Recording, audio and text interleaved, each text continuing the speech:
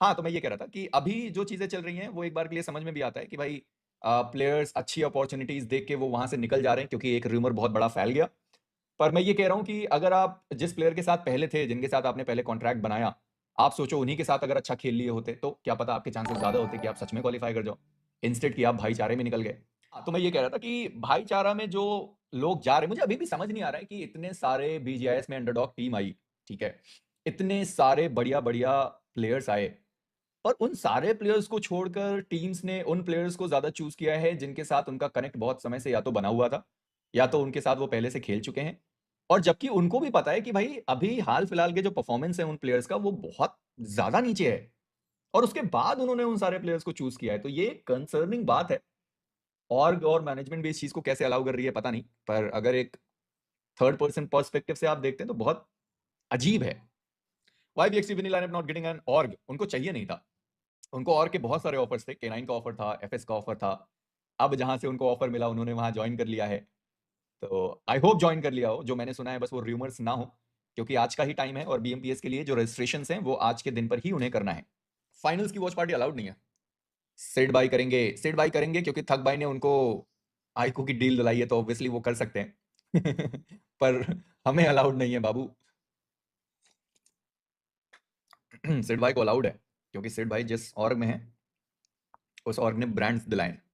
तो अंशु सा फेयर्स कहाँ पे जा रहा है? फेयर्स मेरे हिसाब से अभी तो अगर किसी टीम में जा भी रहा है तो लगता है कि वो एज अ फिफ्थ प्लेयर जाएगा, क्योंकि प्लेइंग फोर में इस वक्त कहीं पे भी कोई जगह नहीं है। जैसे मैंने क्योया का सुना, क्योया ने तो अलग ही टीम्स चेंज करे हैं भाई साहब। क्योया ने बिल्कुल अलग ही टीम चेंज करा है। क्योया, गेस करो कि अभी वो कहाँ जा रहा होगा। लिखिता ई स्पोर्ट्स ने अनाउंस कर दिया था वो लाइनअप, पर बीच में क्योया और ओमेगा, जैसे ही ये सारे रूमर्स फैले, वो सारे जो प्लेयर्स थे उन्होंने पता नहीं दूसरी जगह ट्राई आउट दिया या दूसरी जगह से उनको ऑफर आया। वो सारे प्लेयर्स गायब। हेलो आसिफ, वेलकम टू छोटा मित्र फैमिली, स्वागत है आपका, welcome to the stream. Kyoya to Phoenix नहीं, क्योया में भी आज अनाउंसमेंट हो ही जाए। पर कॉन्ट्रैक्ट्स, अरे कॉन्ट्रैक्ट्स मैं बोल रहा हूँ ना कि जबरदस्ती कोई और ओनर खुद भी नहीं चाहेगा कि प्लेयर्स को बिठा कर रखे। उनको जाना है, वो जा रहे हैं, चला जा रहा है, क्या करें। अगर वो 8 बिट वाला ओमेगा फिनिक्स को ज्वाइन कर ले, पता नहीं ये सही है या नहीं सही है, रूमर्स, इट्स ऑल रूमर्स। पहले बता देता हूँ, बाद में मेरे को गालियां नहीं पड़नी चाहिए। It's all rumours.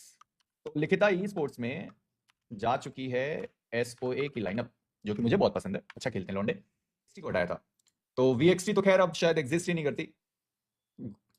वीएक्सटी अब एग्जिस्ट नहीं करती है। 8 बिट एग्जिस्ट करती है, पर 8 बिट के जो प्लेयर्स पुराने थे वो एग्जिस्ट नहीं करते। नए जो प्लेयर्स हैं वो जरूर एग्जिस्ट करते हैं, और वो जो नए प्लेयर हैं वो आपको वक्त आने पे पता चल जाएगा। विंड गॉड की जो लाइनअप है, सुनने को मिला है कि क्योया भाई साहब वहां पर गए हैं। ओमेगा जो 8 बिट में था, जो लिखिता में गया, वो अब शायद फिनिक्स में है। और इन सब के चक्कर में, अच्छा ओके, एक और चीज भूल गया मैं, सीजी के साथ तो इधर पुकार भाई साहब हैं, वैलोरेंट के लिए रात में हरजोत भाई मेंबर्स जो बोलेंगे वो खेले। हाँ, तो अब फिनिक्स में 2 आईजीएल हो चुके हैं। ये एक बार फिर से बता दूं भाई साहब, रूमर्स हैं, अगर मेरे को गाली पड़ी तो बहुत मार मारूंगा। तो यस, फिनिक्स में अब 2 आईजीएल्स हैं, क्लच गॉड, पुकार, आदित्य।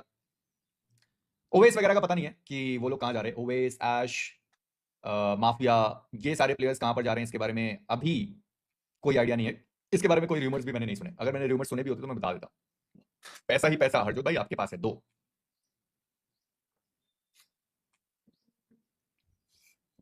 ये क्या हो गया सुबह सुबह रात में चेंजेस? भाई रात में इतने सारे चेंजेस हुए ना कि भाई क्या ही बताऊं। 8 बिट कितनी अच्छी लाइनअप थी, पर ठीक है ना, अब उनके पास उससे भी अच्छी लाइनअप है। तो क्रेजी सीन तो उन्होंने भी किया ही है, तो ये अच्छी चीज है।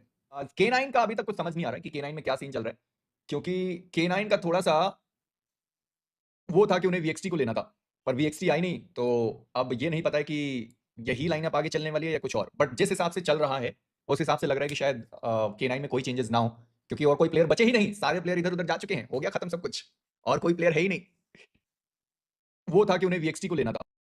और एम टीम तमिलाज, K9 का अभी तक कुछ समझ नहीं आ रहा है कि K9 में क्या सीन चल रहा है, क्योंकि K9 का थोड़ा सा वो था कि उन्हें वीएक्सटी को लेना था, पर वीएक्सटी आई नहीं, तो अब ये नहीं पता है कि यही लाइनअप आगे चलने वाली है या कुछ और। बट जिस हिसाब से चल रहा है उस हिसाब से लग रहा है कि शायद K9 में कोई चेंजेस ना हो, क्योंकि और कोई प्लेयर बचे ही नहीं, सारे प्लेयर इधर उधर जा चुके हैं, हो गया खत्म सब कुछ, और कोई प्लेयर है ही नहीं।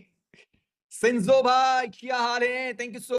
Please give an update on Owais and the team. Vaibhav भाई, जो रूमर्स हैं वो कहते हैं कि शायद अब वो 8 बिट का हिस्सा नहीं है। Again these all are rumours. मान लेते हैं कि 8 बिट की जो लाइनअप थी अब वो 8 बिट में नहीं है, तो वो एक काम कर सकते हैं ना, वो अपना खुद का नाम रख सकते हैं, क्योंकि उनको इनवाइट तो वैसे भी मिल ही जाएगा, क्योंकि एक तो वो बीएमपीएस के पोडियम फिनिशर्स हैं, और उनके पास जो मैन एडवांटेज है वो भी है, क्योंकि जो रूल बुक कहता है उसके हिसाब से 3 से ज़्यादा होनी चाहिए, मतलब 50% से ज़्यादा होनी चाहिए।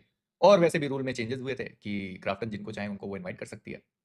राइवलरीज इन बीएमपीएस, सबसे क्रेजी राइवलरी होने वाली है soul 8 bit, god like, reverend चली गई क्या?